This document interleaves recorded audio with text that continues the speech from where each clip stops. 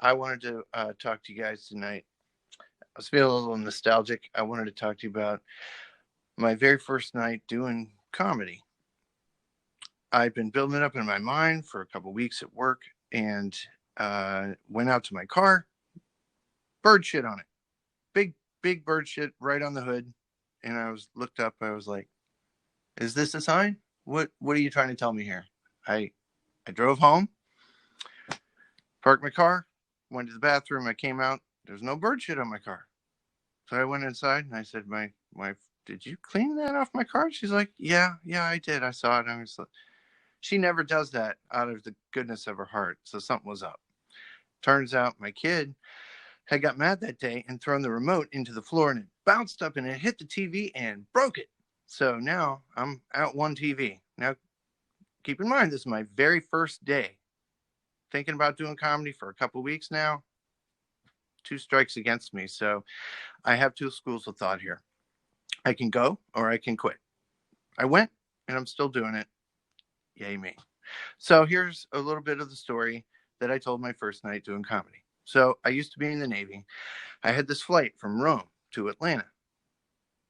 Having a conversation with the guy next to me after we got on the plane, and we start to smell this weird odor. It's a guy coming down the aisle. And we're like rolling the dice, hoping this guy's not going to sit anywhere near us. But what does he do? He puts his shit in the overhead right next to us.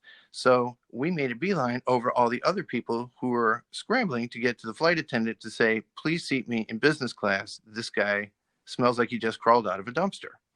But it is Europe, and their standards are a little bit lower there. But I got bumped up to business class, and it was a great flight, except that the booze is free in business class, but man, they give you free warmed nuts in a bowl. It's fantastic. They give you real silverware. Gave me a steak.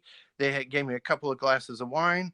And then after dinner, I was like, hey, can I get a third glass of wine? And she said, I think we're going to hold off for a little while. And I said, you've been drinking too? I didn't think you guys were allowed to do that. She said, well, why do you think I'm cutting you off? And I was like, well, that makes sense. So, and I really actually needed to go to sleep because right now I really wanted a cigarette and I couldn't get one till I got to Atlanta. You know, that place where if you've ever been to Atlanta and you've seen it, you'd recognize it. It's like the Smoker Aquarium. Everybody's behind glass and puffing away. I just really couldn't wait to get there. Anyway, I'll have more of that story later. Thanks, guys.